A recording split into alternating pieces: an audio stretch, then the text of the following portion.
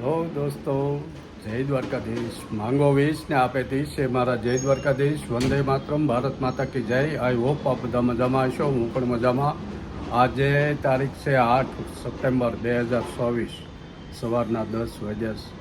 આજનો વ્લોગ આપણે ચાલુ કરીએ. આજના નવા વ્લોગમાં આપ સર્વનું આરકે બુધેલ વ્લોગ વતી યુટ્યુબ ફેમિલીમાં સ્વાગત છે. તો આશા રાખું કે આપ સર્વ મજામાં હશો અને આપ સર્વનું હૃદયપૂર્વક સ્વાગત છે. તો ચાલો આજનો લઈ લઈએ. પહેલાં સુવિચાર છે કે સ્પર્ધા વધી ગઈ મૂર્તિ તણી ઊંચાઈમાં, બાકી તો ભગવાન સોપારીમાં પણ સમાઈ જાય છે. આજનો સુવિચાર છે અત્યારના ગણેશ ઉત્સવના નિમિત્તે કે અત્યારે મૂર્તિ કેટલી ઊંચી રાખવી એની હોડ જામી લઈશ, બાકી મૂર્તિ તો સોપારીમાં પણ સમાઈ જાય છે. કેટલું સરસ કહી ગયા છે. તો જોવો આપણે તૈયાર થઈ ગયા. હવે આપણે જવું નીચે, ભગવાનને દર્શન કરી લઈએ. માતા પિતાને વંદન.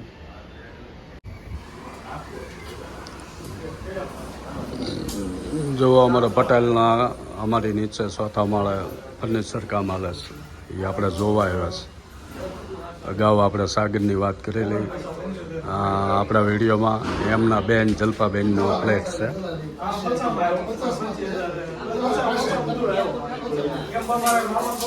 હા, ઊંચો હાથ કરાવીએ અમારા પટેલ છે.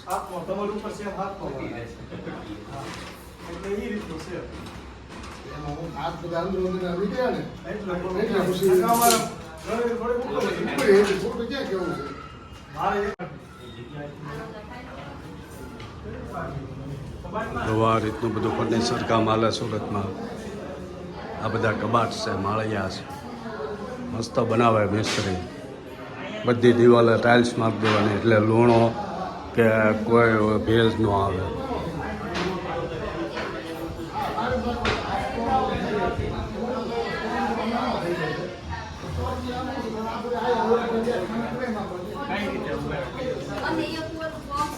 જો અમારા જલ્પાબેનનું ઘર બને છે તૈયાર. કાજલો, હા,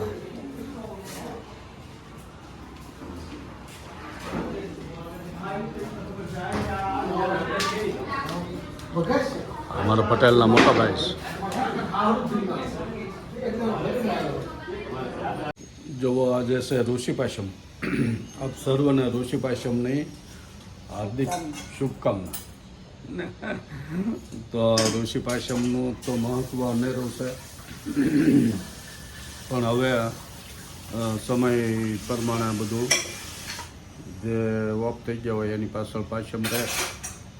બાકી તો પહેલાં જે ખેતીવાડી ગામડાનું જીવન હતું એમાં આપણે ખેતી કરતા, બળદ રાખતા, સુલે રાંધતા, એટલે એ બધાની પાછળ એક પાશમનું વ્રત રહેતા.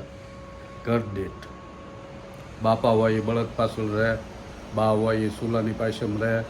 એ રીતની અલગ અલગ પાશમો બધા રહેતા અને એ પાશમનું મહત્ત્વ હતું. હવે તો એ કંઈ છે નહીં. શહેરમાં લોકો રહે, હે, તોય રહેવું પડે. બોલો.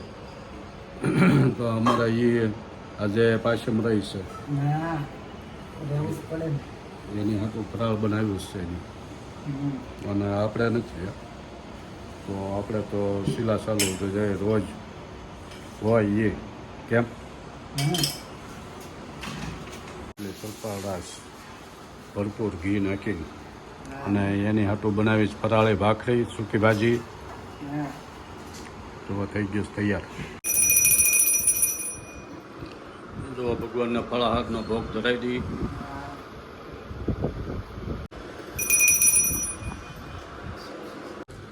જો મસ્ત મજાની ગુજરાતી થાળી થઈ ગઈ છે તૈયાર.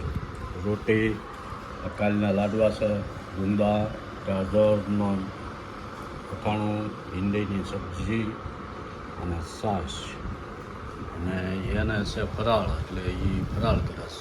ભાખરી ને સૂકી ભાજી, ગોળું. મસ્ત મજાનું બપોરા કરવાના છે. તો ભાઈ આવો તમારે બધા ખાવા. હાલો તમે લઈ પછી મળીએ. પેલા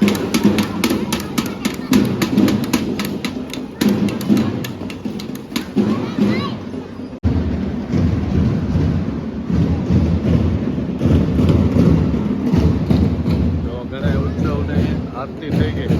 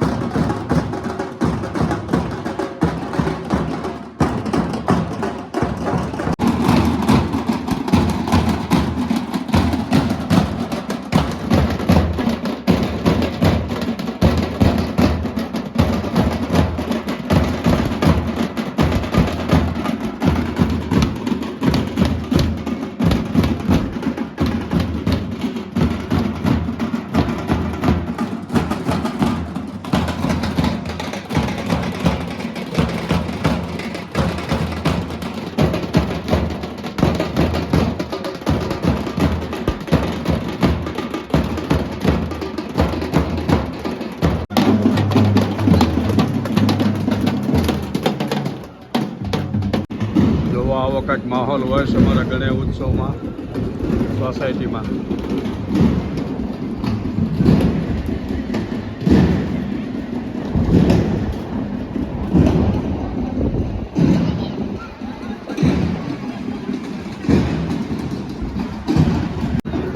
એ બેહોળી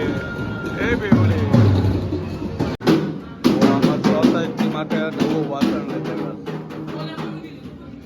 નાના મોટો પ્રસંગ હોય ગમે તો ઘરનું વાતાવરણ.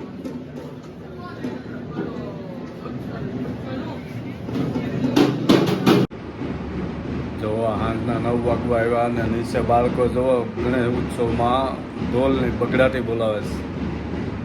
કાન પડ્યું સાંભળવાનું આજે એટલા ઢોલ વાગે છે, એટલે આ ઊંચાઈ ઉપર એટલો અવાજ આવે છે. તો આપણે વાળું પાણી પતાવી દીધા અને અમારી ગેસ ગણેશ ઉત્સવમાં નીચે આરતી હોય એટલે તો આપણે આજનો વ્લોગ આપણે પૂરો કરવો છે. તો વ્લોગ ગમે તો લાઈક કરજો, શેર કરજો અને સબસ્ક્રાઈબ કરજો. સબસ્ક્રાઈબ વધુને વધુ કરાવરાવો. આપણે 1000 સબસ્ક્રાઈબરે પગવા આવ્યા છે, થોડાક ઘટે છે. તો બધાને જય દ્વારકાધીશ, રાધે રાધે.